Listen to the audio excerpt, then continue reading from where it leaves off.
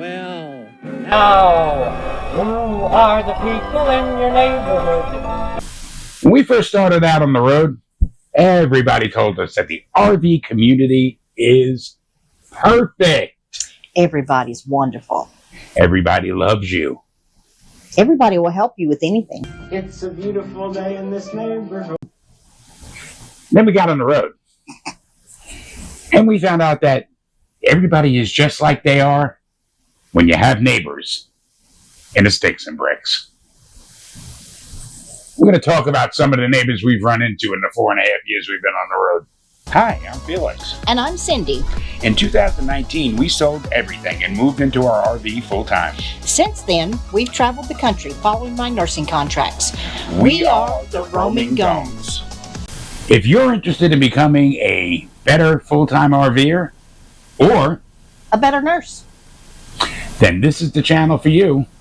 Hit that subscribe button and give us a like if you get anything out of this video. And don't forget to ring the bell so that you can be notified whenever we post. We do 2 videos a week. On Tuesdays, we have Travel Nurse Tuesday. And on Friday, we talk about all things full-time RV related. Let's get to this week's video. Right out of the gate, the first place we stayed when we first moved out of our home into our new home, our RV. Contentia Creek RV Park in Grifton. Grifton, North Carolina, which is about as big as it sounds. We were in it's a nice little city-owned park. It did not have any amenities other than some restrooms. And Right, yeah, because if you remember, the showers were, the hot water was not functioning. But it was fine for what we needed at the time. They had full hookups. And we soon had a couple who were staying in a tent. They had a small car that was packed to the brim, and they were staying in this tent. They lived in their tent. And they were the only other people in this park with us. It was October, so I guess it was not a great season for campers. Yeah. But I'm not sure how they dealt with the nights there because it was a little chilly. Yeah, it was. But they turned out to be nice people. They're actually planning to get an RV or a camper of some sort and get out of the tent. So they were really our first experience with RV park neighbors. I think the most memorable thing about them, for me anyway, was that they used the cold water showers. Ooh. Oh, man, that had to be brutal. Now, the next RV park that we stayed at turned out to be one of the worst RV parks we've ever stayed at. And I've said that a million times before. I didn't really even need to repeat it now. But Tulsa RV Ranch in Beggs, Oklahoma. And they kind of cater to the oil field workers in the area. And they had, I think, 3 or 4 travel nurses in the park. So they were not unfamiliar with travel nurses. And directly across the street from us, where we were staying, 3 guys who were oil field workers, I assume, moved in and decided it was a good idea, despite quiet hours in the park, to drink and party and play loud music and have big bonfires. And be loud until 2 o'clock in the morning. Cindy had to be up at 5 to get to work. Fortunately, we are not super sensitive to noise. So we were able to get a halfway decent night's sleep. But I can tell you, I was at the front desk in the office the following day telling them that they needed to get this straightened out. I want to see your manager. And to their credit, and I have to tell you, I'm still friends with the manager of that RV park, despite both of us actually not liking it. She made sure that it was handled and they weren't a problem any further. One of the people that sticks out in my mind as a neighbor was this guy that stayed next to us in Las Cruces, New Mexico at Sunny Acres RV Park. And really nice guy, older gentleman. And he went by Wolf for some reason. And for all we know, that was his actual real name. That's the only name we've ever known him by. And it was at the beginning of the pandemic. And one thing I remember about him is he would wash all of his groceries off before he brought them in the house. Like the packaging for his groceries. From the grocery store. He would go stand on the picnic table and wipe down all of his groceries before he brought them in the house. I mean, at that time, nobody knew what was going on. So that was one of his ways of dealing with it. But he found out I was a nurse. And so one evening, he asked Felix to ask me to come over and look at something on his leg, which is a nurse thing you deal with. Can you look at this? What do you think this is? And in reality, he ended up coming over to us. And he finally, I told him that it was something he needed to get his doctor to look at. And, you know, I think it was an skin infection of some sort. But fortunately, she had gloves. Yeah, I had gloves to put on. But that he kind of stands out in my mind as he was a nice guy. He was a sweetheart. Yeah. And he had a bad back and bad knees, obviously. So on occasion, he would ask me to dump his black tank for him. I think the neighbor that stands out the most to me, and always will, was in Tifton, Georgia. It was this kid by the name of Chris, which oddly enough, that's my son's name as well, but this was a very different Chris. Chris was a pig.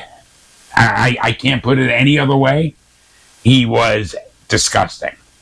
His trailer was full of roaches. He would do nothing to straighten that out. And he stole my ratchet set. Straight up, stole my ratchet set. And I have absolutely no physical proof, but I know for certain it was him.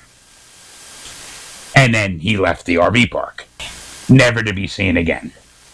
I was kind of surprised they let him keep his site looking like that, because he had like a tent thing off the side of his RV, and inside there was just junk. And the rest of the RV park was beautiful. It was probably one of the most beautiful places we stayed. It was a KOA, and it was... I often have called that my second favorite campground. But for whatever reason, they were apparently okay with him keeping it like that. Well, he was friends with somebody there or something, or his father was. But, yeah, he stole from us, and when he left, and this is going to be a little bit gross, or maybe TMI, you might want to fast forward a little bit, but when he left, you could physically see big roaches falling out of the back of his trailer. Enough said. As we go down the list of places we've been, next would be Smyrna, Tennessee, which is outside of Nashville. Not one of our favorite RV parks. No, actually, it is listed as our worst RV park. The sites, they had us crammed in there. They had people, RVs, trailers, everything crammed in there so tightly that it was ludicrous, to the point that we're sitting on our couch one day and look out and see someone building their little bonfire underneath our slide. Literally, and that's not an exaggeration. Like, if we looked out our slide, which it wasn't this trailer, but it was the other one, the old one, we would look straight down, and her fire pit was literally underneath our slide. I think she must have realized it at the last minute or something, because she did finally move it. But she had some friends over, and they were about to grill out and, hang out. And when we looked out and saw that, it was like, I hope she's not lighting that underneath our slide. But she did. Where's the fire? To her credit, they moved it. And also to her credit, there wasn't a whole lot of other places for her to put it. Well, yeah, and that's the thing. I mean, when you're going to put, and I pretty much blame the RV park for this. She was a very, very young girl, probably in her early 20s. So I give her a little bit of leeway for not thinking about it, before she set it up. If you're going to put fire pits in all of these sites, make sure that they have room to put them. In Allentown, Pennsylvania, we get to finally probably one of our best neighbors. Yeah, they were cute. It was a young couple. They had a toddler, a kid that was old enough to run actually, because we could hear it run up and down the trailer all the time, and a baby. So they were very young, and this was their first RV trip. They'd never, ever done this before. And they didn't know much about what they were doing, apparently, because they asked us a lot of questions. Yes. And they were actually a pleasure. I mean, he was... I dealt mainly with him, with the husband, because he was doing all the work outside, and she was keeping the kids safe and sound inside. But he was very polite and very respectful, and it's neat when you get a chance to teach somebody absolutely how to do stuff that you do every day. And unlike the couple that we encountered in Albuquerque, New Mexico. Yeah. Also a young couple, not quite that young. Not quite as young as those people, but they were young. And now we got to Albuquerque in around May? Okay, so it was warm. It was beautiful out. So these people would consistently leave their windows and screen door open. And we did too a lot of the time. And we did too as well. And in conjunction with leaving their screen door and their windows open, they would scream at each other. It was pretty iffy sometimes as to whether we needed to call the police or something, because it was very loud arguing. And it was daily. Oh, yeah. It was absolutely daily. Until finally, I think it got physical. But quite honestly, I think it got physical on her part. She got physical with him. Huh. I was outside. I was smoking outside. And, I mean, you couldn't miss it. It was right there. And she threw a glass or a jar or something at him. And then that was finally it. She was gone. And she never came back. And he left, a couple of days later? Yeah. That was also the place where we had another young couple move in with kids. And their son was great. Oh. Their little boy was great. He had the best personality. He did. And they had a very large Husky, right. Duchess was her name. And she became his best friend. They used to go back and forth, not even play really much, just kind of hang out together. But this couple was also fairly new to the RV world. Very new to the RV world. And she was home one day with just the kid and the two kids. They had two kids. She had the doors closed and the air conditioner on. And he was at work. I was outside. I think I was working on my kayak. Mm-hmm. And I proceed to hear some very foul language. Not coming from her, coming from her music. She was playing some pretty hardcore rap. And I don't know if any of you know the song Lose Yourself by Eminem. It's the unedited version, has some very foul language in it. She clearly did not understand that she had her outside speakers on and had it pretty loud. You could have heard her throughout the entire park. But I knocked on the door and let her know, and she straightened it out. She probably maybe didn't even realize they were on. Yeah. Sometimes living in close quarters like this, you can't help but find out about some people's, shall we say, belief systems, political leanings. Let's not go any further over that. We've had some interesting flags and yard signs and things that we've encountered over the time, but Tucson kind of took the cake. But a lot of parks have rules that you can't have any kind of political signs or anything that might be offensive to anybody else up. But this place has a lot of rules, but I don't think that's one of them, because we've seen some very over the top. Let's say that. Let's leave it at that.